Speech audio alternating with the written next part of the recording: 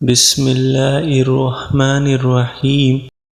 صحیح بخاری حدیث نمبر 1۔ آپ صلی اللہ علیہ وسلم فرما رہے تھے کہ تمام اعمال کا دار و مدار نیت پر ہے، اور ہر عمل کا نتیجہ ہر انسان کو اس کی نیت کے مطابق ہی ملے گا۔ پس جس کی ہجرت ترک وطن دولت دنیا حاصل کرنے کے لیے ہو یا کسی عورت سے شادی کی غرض سے ہو، پس اس کی ہجرت ان ہی چیزوں کے لیے ہوگی جن کے حاصل کرنے کی نیت سے اس نے ہجرت کی ہے۔ صحیح بخاری حدیث نمبر 2۔ ایک شخص حارث بن عشام نامی نے ان حضرت صلی اللہ علیہ وسلم سے سوال کیا تھا کہ حضور آپ پر وحی کیسے نازل ہوتی ہے؟ آپ صلی اللہ علیہ وسلم نے فرمایا کہ وحی نازل ہوتے وقت کبھی مجھ کو گھنٹی سی آواز محسوس ہوتی ہے، اور وحی کی یہ کیفیت مجھ پر بہت شاق گزرتی ہے۔ جب یہ کیفیت ختم ہوتی ہے تو میرے دل و دماغ پر اس فرشتے کے ذریعے نازل شدہ وحی محفوظ ہو جاتی ہے، اور کسی وقت ایسا ہوتا ہے کہ فرشتہ بشکل انسان میرے پاس آتا ہے اور مجھ سے کلام کرتا ہے، پس میں اس کا کہا ہوا یاد رکھ لیتا ہوں۔ حضرت عائشہ رضی اللہ تعالی عنہا کا بیان ہے کہ میں نے سخت کڑاکے کی سردی میں ان حضرت صلی اللہ علیہ وسلم کو دیکھا کہ آپ صلی اللہ علیہ وسلم پر وحی نازل ہوئی، اور جب اس کا سلسلہ موقوف ہوا تو آپ صلی اللہ علیہ وسلم کی پیشانی پسینے سے شرابور تھی۔ صحیح بخاری حدیث نمبر 3۔ ان حضرت صلی اللہ علیہ وسلم پر وحی کا ابتدائی دور اچھے سچے پاکیزہ خوابوں سے شروع ہوا۔ آپ خواب میں جو کچھ دیکھتے وہ صبح کی روشنی کی طرح صحیح اور سچا ثابت ہوتا۔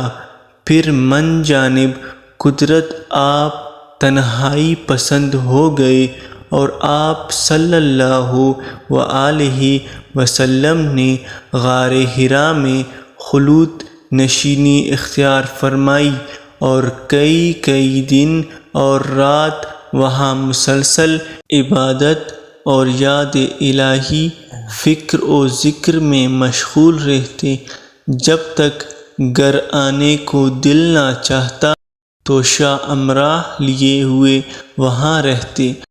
توشہ ختم ہونے پر ہی اہلیہ محترمہ حضرت خدیجہ رضی اللہ تعالی عنہا کے پاس تشریف لاتے، اور کچھ توشہ امراح لے کر پھر وہاں جا کر خلوت گزرے ہو جاتے۔ یہی طریقہ جاری رہا یہاں تک کہ آپ پر حق منکشف ہو گیا، اور آپ غار حرا ہی میں قیام پذیر تھے کہ اچانک حضرت جبرائیل علیہ السلام آپ کے پاس حاضر ہوئے اور کہنے لگے، اے محمد پڑھو۔ آپ فرماتے ہیں، میں نے کہا کہ میں پڑھنا نہیں جانتا۔ آپ صلی اللہ علیہ وسلم فرماتے ہیں کہ فرشتے نے مجھ کو پکڑ کر اتنے زور سے بھینچا کہ میری طاقت جواب دے گئی۔ پھر مجھے چھوڑ کر کہا کہ پڑھو۔ میں نے پھر وہی جواب دیا کہ میں پڑھا ہوا نہیں ہوں، اس فرشتے نے مجھ کو نہایت ہی زور سے بانچا کہ مجھ کو سخت تکلیف محسوس ہوئی۔ پھر مجھ سے کہا کہ پڑھ۔ میں نے کہا کہ میں پڑھا ہوا نہیں ہوں۔ فرشتے نے تیسری بار پھر مجھ کو پکڑا اور تیسری مرتبہ پھر مجھ کو بانچا، پھر مجھے چھوڑ دیا اور کہنے لگا کہ پڑھو اپنے رب کے نام کی مدد سے، جس نے پیدا کیا اور انسانوں کو خون کی پٹکی سے بنایا۔ پڑھو اور آپ کا رب بہت ہی مہربانیاں کرنے والا ہے۔ پس یہی باتیں آپ حضرت جبرائیل علیہ السلام سے سن کر اس حال میں غار حرا سے واپس ہوئے کہ آپ کا دل اس انوکھے واقعے سے کانپ رہا تھا۔ آپ حضرت خدیجہ کے ہاں تشریف لائے اور فرمایا کہ مجھے کمبل اڑا دو۔ پھر فرمایا مجھے کمبل اڑا دو۔ لوگوں نے آپ کو کمبل اڑا دیا۔ جب آپ کا ڈر جاتا رہا تو آپ نے اپنی زوجہ محترمہ حضرت خدیجہ رضی اللہ تعالی عنہا کو تفصیل کے ساتھ یہ واقعہ سنایا اور فرمانے لگے کہ مجھ کو اب اپنی جان کا خوف ہو گیا ہے۔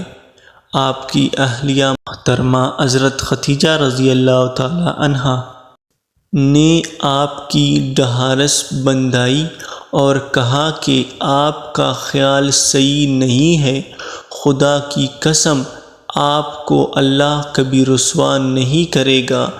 آپ تو اخلاق فاضلہ کے مالک ہیں، آپ تو کنبہ پرور ہیں، بے کسوں کا بوجھ اپنے سر پر رکھ لیتے ہیں، مفلسوں کے لیے آپ کماتے ہیں، مہمان نوازی میں آپ بے مثال ہیں، اور مشکل وقت میں آپ امر حق کا ساتھ دیتے ہیں۔ ایسے اوصاف حسنہ والا انسان یوں بے وقت ذلت و خواری کی موت نہیں پا سکتا۔ پھر مزید تسلی کے لیے حضرت خدیجہ رضی اللہ تعالی عنہا آپ کو ورقہ بن نوفل کے پاس لے گئے، جو ان کے چچا زاد بھائی تھے اور زمانہ جاہلیت میں نصرانی مذہب اختیار کر چکے تھے اور عبرانی زبان کے کاتب تھے۔ چنانچہ انجیل کو بھی حسب منشا خداوندی عبرانی زبان میں لکھا کرتے تھے۔ انجیل سریانی زبان میں نازل ہوئی تھی، پھر اس کا ترجمہ عبرانی زبان میں ہوا۔ ورقہ اسی کو لکھتے تھے۔ وہ بہت بوڑھے ہو گئے تھے، یہاں تک کہ ان کی بینائی بھی رخصت ہو چکی تھی۔ حضرت خدیجہ رضی اللہ تعالی عنہا نے ان کے سامنے آپ کے حالات بیان کیے اور کہا کہ اے چچا زاد بھائی، اپنے بھتیجے محمد صلی اللہ علیہ وسلم کی زبانی ذرا ان کی کیفیت سن لیجئے اور بولے کہ بھتیجے آپ نے جو کچھ دیکھا ہے اس کی تفصیل سناؤ۔ چنانچہ آپ صلی اللہ علیہ وسلم نے از اول تا آخر پورا واقعہ سنایا، جسے سن کر ورقہ بے اختیار ہو کر بول اٹھے کہ یہ تو وہی ناموس معزز رازدان فرشتہ ہے جسے اللہ نے حضرت موسیٰ علیہ السلام پر وحی دے کر بھیجا تھا۔ کاش میں آپ کے اس عہد نبوت کے شروع ہونے پر جوان عمر میں ہوتا، کاش میں اس وقت تک زندہ رہتا جب کہ آپ کی قوم آپ کو اس شہر سے نکال دے گی۔ رسول کریم صلی اللہ علیہ وسلم نے یہ سن کر تعجب سے پوچھا کہ کیا وہ لوگ مجھ کو نکال دیں گے، حالانکہ میں تو ان میں صادق و امین و مقبول ہوں۔ ورقہ بولا، ہاں سب کچھ سچ ہے، مگر جو شخص بھی آپ کی طرح امر حق لے کر آیا لوگ اس کے دشمن ہی ہو گئے ہیں۔ اگر مجھے آپ کی نبوت کا وہ زمانہ مل جائے تو میں آپ کی پوری مدد کروں گا، مگر ورقہ کچھ دنوں کے بعد انتقال کر گئے۔ پھر کچھ عرصے تک وحی کی آمد موقوف رہی۔ صحیح بخاری حدیث نمبر 4۔ آپ صلی اللہ علیہ وسلم نے وحی کے رک جانے کے زمانے کے حالات بیان فرماتے ہوئے کہا کہ ایک روز میں چلا جا رہا تھا کہ اچانک میں نے آسمان کی طرف ایک آواز سنی، اور میں نے اپنا سر آسمان کی طرف اٹھایا۔ کیا دیکھتا ہوں کہ وہی فرشتہ جو میرے پاس غار حرا میں آیا تھا وہ آسمان و زمین کے بیچ میں ایک کرسی پر بیٹھا ہوا ہے۔ میں اس سے ڈر گیا اور گھر آنے پر میں نے پھر کمبل اوڑھنے کی خواہش ظاہر کی۔ اس وقت اللہ پاک کی طرف سے یہ آیت نازل ہوئی، اے لحاف اوڑھنے والے، اٹھ کھڑا ہو اور لوگوں کو عذاب الہی سے ڈرا اور اپنے رب کی بڑائی بیان کر، اور اپنے کپڑوں کو پاک صاف رکھ اور گندگی سے دور رہ۔ اس کے بعد وحی تیزی کے ساتھ پے در پے آنے لگی۔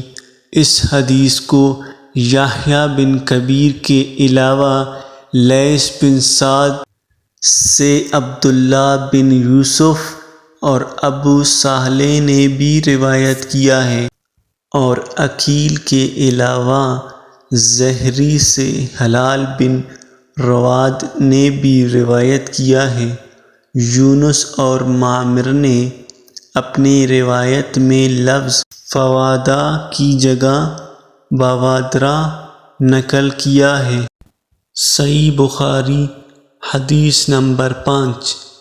انہوں نے ابن عباس رضی اللہ تعالیٰ عنہ سے کلام الہی لا تحرک الخ کی تفسیر کے سلسلے میں سنا کہ رسول کریم صلی اللہ علیہ وسلم نزول قرآن کے وقت بہت سختی محسوس فرمایا کرتے تھے، اور اس کی علامتوں میں سے ایک یہ بھی ہے کہ یاد کرنے کے لیے آپ اپنے ہونٹوں کو ہلایا کرتے تھے۔ ابن عباس رضی اللہ تعالی عنہما نے کہا کہ اپنے ہونٹ ہلاتا ہوں جس طرح آپ ہلاتے تھے۔ سعید کہتے ہیں، میں بھی اپنے ہونٹ ہلاتا ہوں جس طرح ابن عباس رضی اللہ تعالیٰ عنہ کو میں نے ہلاتے دیکھا۔ پھر انہوں نے اپنے ہونٹ ہلائے۔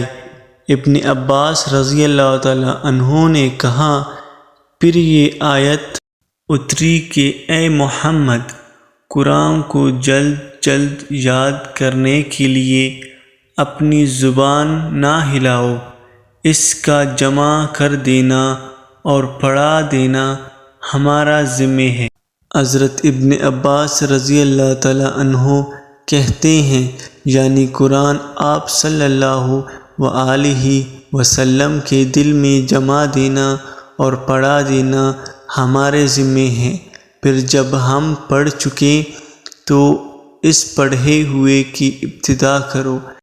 ابن عباس رضی اللہ تعالیٰ عنہ فرماتے ہیں، اس کا مطلب یہ ہے کہ آپ اس کو خاموشی کے ساتھ سنتے رہو، اس کے بعد مطلب سمجھا دینا ہمارے ذمہ ہے، پھر یقیناً یہ ہماری ذمہ داری ہے کہ آپ اس کو پڑھو، یعنی اس کو محفوظ کر سکو۔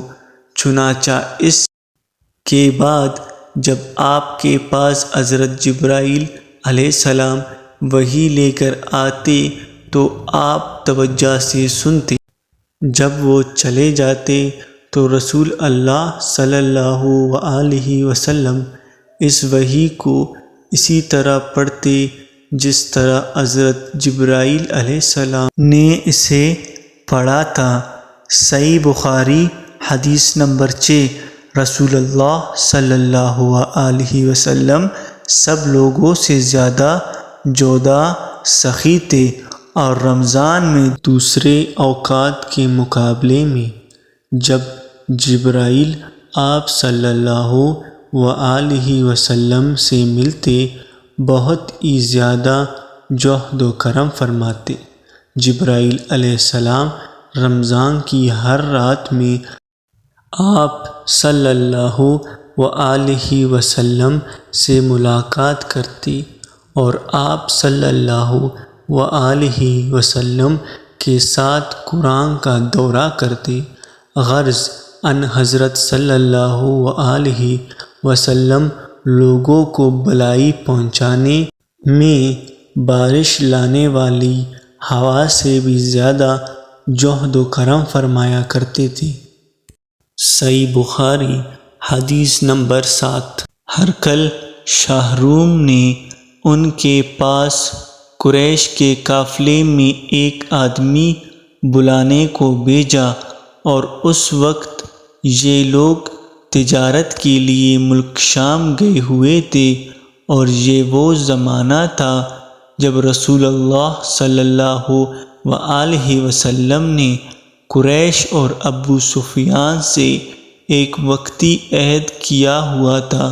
جب ابو سفیان اور دوسرے لوگ ہرقل کے پاس ایلیاء پہنچے جہاں ہرقل نے دربار طلب کیا تھا، اس کے گرد روم کے بڑے بڑے لوگ، علماء، وزراء، امرا بیٹھے ہوئے تھے۔ ہرقل نے ان کو اور اپنے ترجمان کو بلوایا، پھر ان سے پوچھا کہ تم میں سے کون شخص مدعی رسالت کا زیادہ قریبی عزیزی ہے؟ ابو سفیان کہتے ہیں کہ میں بول اٹھا کہ میں اس کا سب سے زیادہ قریبی رشتہ دار ہوں۔ یہ سن کر ہرقل نے حکم دیا کہ اس کو ابو سفیان کو میرے قریب لا کر بٹھاؤ، اور اس کے ساتھیوں کو اس کے پیٹھ کے پیچھے بٹھا دو۔ پھر اپنے ترجمان سے کہا کہ ان لوگوں سے کہہ دو کہ میں ابو سفیان سے اس شخص یعنی محمد صلی اللہ علیہ وسلم کے حالات پوچھتا ہوں۔ اگر یہ مجھ سے کسی بات میں جھوٹ بول دے تو تم اس کا جھوٹ ظاہر کر دینا۔ ابو سفیان کا قول ہے کہ خدا کی قسم اگر مجھے یہ غیرت نہ آتی کہ یہ لوگ مجھ کو جھٹلائیں گے تو میں آپ صلی اللہ علیہ وسلم کی نسبت ضرور غلط گوئی سے کام لیتا۔ خیر، پہلی بات جو ہرقل نے مجھ سے پوچھا وہ یہ کہ اس شخص کا خاندان تم لوگوں میں کیسا ہے؟ میں نے کہا وہ تو بڑے اونچے اعلیٰ نسبت والے ہیں۔ کہنے لگا اس سے پہلے بھی کسی نے تم لوگوں میں ایسی بات کہی تھی؟ میں نے کہا نہیں۔ کہنے لگا اچھا اس کے بڑوں میں کوئی بادشاہ ہوا ہے؟ میں نے کہا نہیں۔ پھر اس نے کہا بڑے لوگوں نے اس کی پیروی اختیار کی ہے یا کمزوروں نے؟ میں نے کہا نہیں، کمزوروں نے۔ پھر کہنے لگا اس کے تابعداری روز بڑھتی جاتی ہے یا کوئی ساتھی پھر بھی جاتا ہے؟ میں نے کہا نہیں۔ کہنے لگا کیا اپنے اس دعویٰ نبوت سے پہلے کبھی کسی بھی موقع پر اس نے جھوٹ بولا ہے؟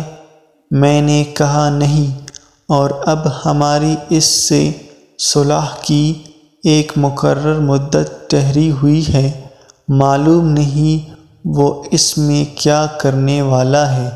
ابو سفیان کہتے ہیں میں اس بات کے سوا اور کوئی جھوٹ اس گفتگو میں شامل نہ کر سکا۔ ہرقل نے کہا کیا تمہاری اس سے کبھی لڑائی ہوئی ہے؟ میں نے کہا ہاں۔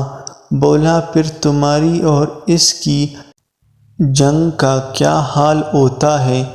میں نے کہا لڑائی ڈول کی طرح ہے، کبھی وہ ہم سے میدان جنگ جیت لیتے ہیں اور کبھی ہم ان سے جیت لیتے ہیں۔ ہرقل نے پوچھا وہ تمہیں کسی بات کا حکم دیتا ہے؟ میں نے کہا وہ کہتا ہے کہ صرف ایک اللہ ہی کی عبادت کرو، اس کا کسی کو شریک نہ بناؤ، اور اپنے باپ دادا کی شرک کی باتیں چھوڑ دو، اور تمہیں نماز پڑھنے، سچ بولنے، پرہیزگاری اور صلہ رحمی کا حکم دیتا ہوں۔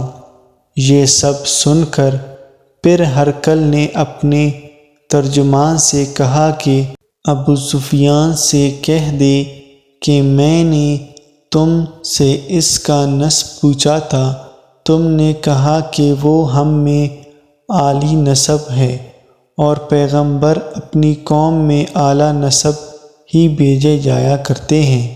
میں نے تم سے پوچھا کہ دعویٰ نبوت کی یہ بات تمہارے اندر اس سے پہلے کسی اور نے بھی کہی تھی تو تم نے جواب دیا کہ نہیں۔ تب میں نے اپنے دل میں کہا کہ اگر یہ بات اس سے پہلے کسی نے کہی ہوتی تو میں سمجھتا کہ اس شخص نے بھی اسی بات کی تقلید کی ہے جو پہلے کہی جا چکی ہے۔ میں نے تم سے پوچھا کہ اس کے بڑوں میں کوئی بادشاہ بھی گزرا ہے، تم نے کہا کہ نہیں۔ تو میں نے دل میں کہا کہ ان کے بزرگوں میں سے کوئی بادشاہ ہوا ہوگا تو کہہ دوں گا کہ وہ شخص اس بہانے اپنے آباء و اجداد کی بادشاہت اور ان کا ملک دوبارہ حاصل کرنا چاہتا ہے۔ اور میں نے تم سے پوچھا کہ اس بات کے کہنے یعنی پیغمبری کا دعویٰ کرنے سے پہلے تم نے کبھی اس کو دروغ گوئی کا الزام لگایا ہے؟ تم نے کہا کہ نہیں۔ تو میں نے سمجھ لیا کہ جو شخص آدمیوں کے ساتھ دروغ گوئی سے بچے وہ اللہ کے بارے میں کیسے جھوٹی بات کہہ سکتا ہے؟ اور میں نے تم سے پوچھا کہ بڑے لوگ اس کے پیرو ہوتے ہیں یا کمزور آدمی؟ تم نے کہا کمزوروں نے اس کی اتباع کی ہے۔ تو دراصل یہی لوگ پیغمبروں کے متبعین ہوتے ہیں۔ اور میں نے تم سے پوچھا کہ اس کے ساتھی بڑھ رہے ہیں یا کم ہو رہے ہیں؟ تم نے کہا کہ وہ بڑھ رہے ہیں، اور ایمان کی کیفیت یہی ہوتی ہے حتیٰ کہ وہ کامل ہو جاتا ہے۔ اور میں نے تم سے پوچھا کہ آیا کوئی شخص اس کے دین سے ناخوش ہو کر مرتد بھی ہو جاتا ہے؟ تم نے کہا نہیں۔ تو ایمان کی خاصیت بھی یہی ہے جن کے دلوں میں اس کی مسرت رچ بس جائے وہ اس سے لٹا نہیں کرتے، اور میں نے تم سے پوچھا کہ آیا وہ کبھی عہد شکنی کرتے ہیں؟ تم نے کہا نہیں، پیغمبروں کا یہی حال ہوتا ہے، وہ عہد کی خلاف ورزی نہیں کرتے۔ اور میں نے تم سے کہا کہ وہ تم سے کسی چیز کے لیے کہتے ہیں، تم نے کہا کہ وہ ہمیں حکم دیتے ہیں کہ اللہ کی عبادت کرو، اس کے ساتھ کسی کو شریک نہ ٹھہراؤ، اور تمہیں بتوں کی پرستش سے روکتے ہیں۔ سچ بولنے اور پرہیزگاری کا حکم دیتے ہیں، لہذا اگر یہ باتیں جو تم کہہ رہے ہو سچ ہے تو عنقریب وہ اس جگہ کا مالک ہو جائے گا کہ جہاں میری یہ دونوں پاؤں ہیں۔ مجھے معلوم تھا کہ وہ پیغمبر آنے والا ہے، مگر مجھے یہ معلوم نہیں تھا کہ وہ تمہارے اندر ہوگا۔ اگر میں جانتا کہ اس تک پہنچ سکوں گا تو اس سے ملنے کے لیے ہر تکلیف گوارا کرتا۔ اگر میں اس کے پاس ہوتا تو اس کے پاؤں دھوتا۔ ہرقل نے رسول اللہ صلی اللہ علیہ وسلم کا وہ خط منگایا جو آپ نے دحیہ کلبی رضی اللہ تعالی عنہ کے ذریعے حاکم بصرہ کے پاس بھیجا تھا، اور اس نے وہ ہرقل کے پاس بھیج دیا تھا۔ پھر اس کو پڑھا تو اس میں لکھا تھا، اللہ کے نام کے ساتھ جو نہایت مہربان اور رحم والا ہے۔ اللہ کے بندے اور اس کے پیغمبر محمد صلی اللہ وآلہ وسلم کی طرف سے یہ خط ہے، شاہ روم کے لیے۔ اس شخص پر سلام ہو جو ہدایت کی پیروی کرے۔ اس کے بعد میں آپ کے سامنے دعوت اسلام پیش کرتا ہوں۔ اگر آپ اسلام لے آئیں گے تو دین و دنیا میں سلامتی نصیب ہوگی۔ اللہ آپ کو دوہرا ثواب دے گا، اور اگر آپ میری دعوت سے روح گردانی کریں گے تو آپ کی رعایا کا گناہ بھی آپ ہی پر ہوگا۔ اور اے اہل کتاب، ایک ایسی بات پر آ جاؤ جو ہمارے اور تمہارے درمیان یکساں ہے، وہ یہ کہ ہم اللہ کے سوا کسی کی عبادت نہ کریں اور کسی کو اس کا شریک نہ ٹھہرائیں، اور نہ ہم میں سے کوئی کسی کو خدا کے سوا اپنا رب بنائے۔ پھر اگر وہ اہل کتاب اس کتاب سے منہ پھیر لیں تو مسلمانوں، تم ان سے کہہ دو کہ تم مانو یا نہ مانو، ہم تو ایک خدا کی اطاعت گزار ہیں۔ ابو سفیان کہتے ہیں، جب ہرقل نے جو کچھ کہنا تھا کہہ دیا اور خط پڑھ کر فارغ ہوا تو اس کے ارد گرد بہت شور و غوغا ہوا، بہت سی آوازیں اٹھیں اور ہمیں باہر نکال دیا گیا۔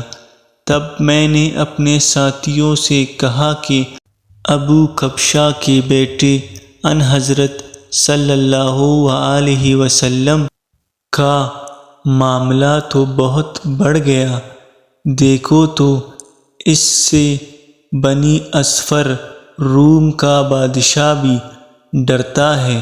مجھے اس وقت سے اس بات کا یقین ہو گیا کہ حضور پاک صلی اللہ علیہ وسلم عنقریب غالب ہو کر رہیں گے، حتیٰ کہ اللہ نے مجھے مسلمان کر دیا۔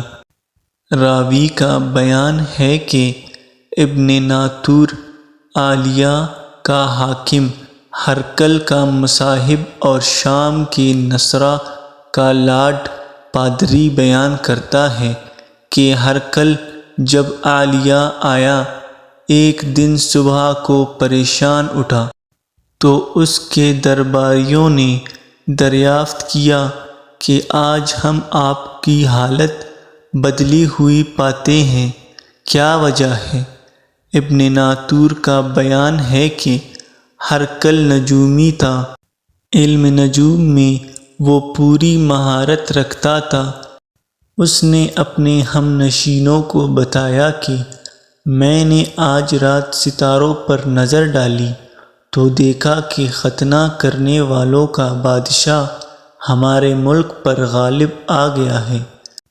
بھلا اس زمانے میں کون لوگ ختنہ کراتے ہیں؟ انہوں نے کہا کہ یہود کے سوا کوئی ختنہ نہیں کراتا، سو ان کی وجہ سے پریشان نہ ہو، سلطنت کے تمام شہروں میں یہ حکم لکھ بھیجیں کہ وہاں جتنے یہودی ہوں سب قتل کر دیے جائیں۔ وہ لوگ انہی باتوں میں مشغول تھے کہ ہرقل کے پاس ایک آدمی لایا گیا، شاہ غسان نے بھیجا۔ اس نے رسول صلی اللہ علیہ وسلم کے حالات بیان کیے۔ جب ہرقل نے سارے حالات سن لیے تو کہا کہ جا کر دیکھو وہ ختنہ کیے ہوئے ہیں یا نہیں۔ انہوں نے اسے دیکھا تو بتلایا کہ وہ ختنہ کیا ہوا ہے۔ ہرقل نے جب اس شخص سے عرب کے بارے میں پوچھا تو اس نے بتلایا کہ وہ ختنہ کرتے ہیں۔ تب ہرقل نے کہا کہ یہ ہی محمد صلی اللہ علیہ وسلم اس امت کے بادشاہ ہیں جو پیدا ہو چکے ہیں۔ پھر اس نے اپنے ایک دوست کو رومیہ خط لکھا اور وہ بھی علم نجوم میں ہرقل کی طرح ماہر تھا۔ پھر وہاں سے ہرقل حمص چلا گیا۔ ابھی حمص سے نکلا نہیں تھا کہ اس کے دوست کا خط اس کے جواب میں آ گیا۔ اس کی رائے بھی حضور پاک صلی اللہ علیہ وسلم کے ظہور کے بارے میں ہرقل کے موافق تھی کہ محمد صلی اللہ علیہ وسلم واقعی پیغمبر ہیں۔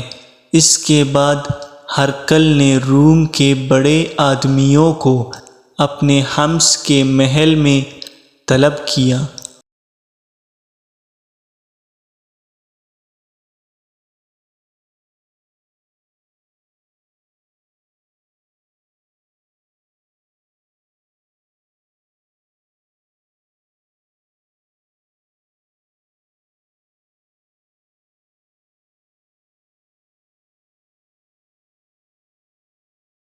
اور اس کے حکم سے محل کے دروازے بند کر لیے گئے۔